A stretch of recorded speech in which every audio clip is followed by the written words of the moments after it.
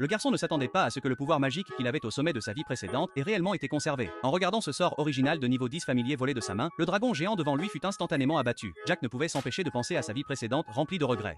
Jack avait autrefois atteint le sommet de la magie de la foudre. Lui et les autres mages avaient réussi à vaincre le roi démon. Le roi avait même rompu la tradition et accordé à Jack le titre d'empereur dieu du tonnerre. Et pour Jack, qui était né roturier, c'était sans aucun doute le plus grand honneur. Cependant, Jack découvrit une sécrétion choquante dans ces dernières années. Pendant cette période, Jack n'a jamais cessé d'étudier la magie. Il a également pris de nombreux disciples. Parmi eux, Lisa était l'élève la plus précieuse de Jack, mais son origine était plutôt inhabituelle.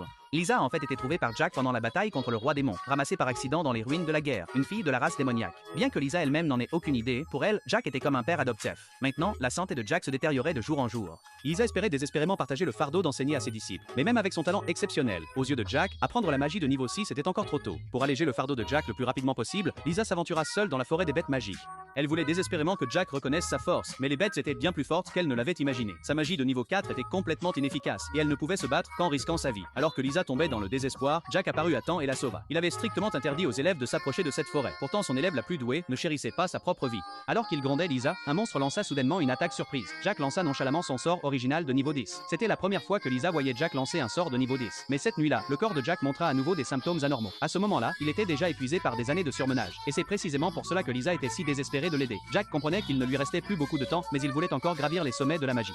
Bien que, aux yeux de Lisa, Jack soit déjà assez fort, seul Jack savait que, comparé aux trois autres empereurs, son talent était à des années-lumière. Il devait se pousser à la limite, juste pour suivre. Mais le lendemain, le destin joua un autre tour cruel à Jack.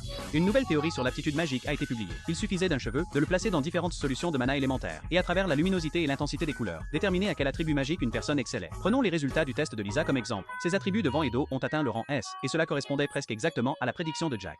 En tant que mage le plus puissant, titré empereur dieu du tonnerre, Jack était impatient de connaître son propre potentiel magique, mais le résultat a choqué tout le monde.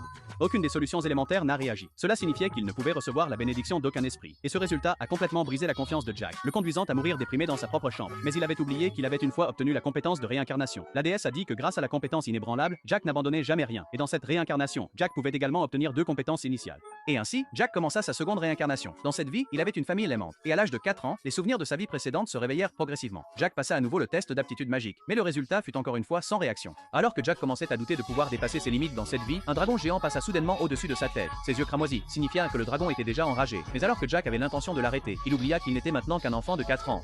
Dans un état second, Jack murmura le sortilège original de sa vie précédente, mais il ne s'attendait pas à ce que le sort s'active instantanément.